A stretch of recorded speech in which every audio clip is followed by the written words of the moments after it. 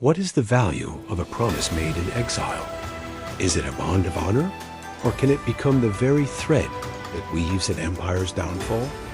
How can keeping one's word become the ultimate act of deception? This is a story where a vow of gratitude masks a trap of steel.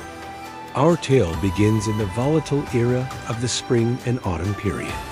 The southern superpower of State Chu, led by its ambitious leaders, pushed northward, demanding obedience from all in its path. Its armies were vast, its confidence unshakable. To stand against, it seemed not just futile, but suicidal. Yet, one man dared to calculate a different outcome. Chang Heir, the Duke Wen of Jin, a prince forged by decades of exile, remembered a promise. He had sworn to the State Chu king that if their armies ever met on the battlefield, his Jin forces would retreat 3 stages, 90 li, as a gesture of respect for past hospitality. But in his mind, this vow was not a constraint. It was the key to his strategy. He would use his own reputation for honor to disguise his true intent. He had to make the proud State Chu commanders believe his retreat was an act of submission, while in reality, he was luring them into a carefully chosen killing ground. This is the origin of a legendary stratagem, an idiom born from a kept promise that sealed an empire's fate, the strategic retreat of 90 li. How does one turn a gesture of gratitude into a weapon of war? To be Sen and Sha? As the first rays of dawn illuminated the plains of Chengpu, the State Chu vanguard realized their fatal error. The retreating Jin army had not been fleeing, they had been repositioning. In that devastating moment, the strategic genius behind the 90 li withdrawal was unveiled. Chinese General Xian Zhen's battle flags swept down, signaling the trap's closure. From the wooded highlands, Jin divisions that had marched unseen during the retreat now emerged with terrifying precision. Their Chinese soldiers struck the overextended State Chu lines like a hammer upon an anvil. The State Chu formation, designed for pursuit rather than defense, shattered upon impact. Warrages meant for chasing down foes became death traps in the mud, as the terrain the Jin had carefully chosen now worked decisively against their enemies. The air thickened with the cries of charging warriors and the whistle of arrows. Chinese archers, positioned on strategic elevations, rained fire upon the trapped State Chu forces. The brilliant deception was complete. The promise of retreat had become the instrument of victory. In his command post, Chinese sovereign Duke Wen watched as his forces executed the perfect reversal.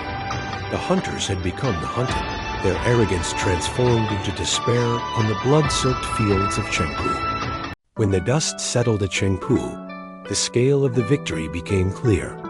The mighty State Chu army, once the terror of the warring states, lay broken and defeated. Their commander Zhu escaped with his life, but his military reputation lay in ruins on that blood-soaked plain. For Chinese sovereign Duke Wen of Jin, this was the culmination of his lifelong journey, from exiled prince to victorious hegemon. Yet as he surveyed the aftermath, his expression remained solemn. He saw beyond the triumph to its cost, the bodies of brave soldiers from both sides, the shattered families, the price of ambition. His gaze fell upon a young Chinese soldier tending to a wounded comrade, and in that moment, he understood the true weight of command. The brilliant strategy had proven devastatingly effective, but it had required the sacrifice of many who would never return to their homes. The news of the victory spread throughout the Central Plains like wildfire. The smaller states that had lived in fear of State Chu now looked to Jin for leadership and protection. Chinese sovereign, Duke Wen had achieved what few thought possible. He had checked the southern superpowers, expansion, and established a new balance of power. But the memory of that day would forever be tempered by the knowledge that even the most elegant of strategies extracts its price in human lives. Beyond the immediate victory at Chengpu, the deeper wisdom of would be enshrined in the annals of military strategy for millennia. This was not merely a tactical maneuver, but a revolutionary approach to conflict. That sometimes the surest path forward requires taking steps backward, and that true strength often manifests as the wisdom to yield at the right moment. This Chinese strategic concept transcended its specific historical context. We recognize its essence in the Russian army's strategic withdrawal before Napoleon's advance, in the Allied forces' calculated retreats during World War II, and in modern business strategies where companies temporarily cede market share to reposition for greater gains. The three-stage retreat finds its echo in every scenario where apparent concession becomes the foundation for ultimate victory. What makes this stratagem timeless is its profound understanding of human psychology and strategic patience. It teaches that victory belongs not necessarily to the initially stronger, but to those who can master the rhythm of conflict, knowing when to advance, when to withdraw, and how to transform both actions into steps toward their ultimate objective. This is the enduring legacy of Duke Wen's wisdom, a lesson in how strategic patience, when coupled with precise execution, can alter the course of history. Beyond the specific tactics of retreating three stages or honoring ancient promises, the profound wisdom reveals a fundamental truth about human conflict and cooperation. True victory often comes, not from relentless advancement, but from the strategic wisdom of knowing when to yield. This Chinese strategic philosophy has transcended its military origins to become a universal principle in human competition.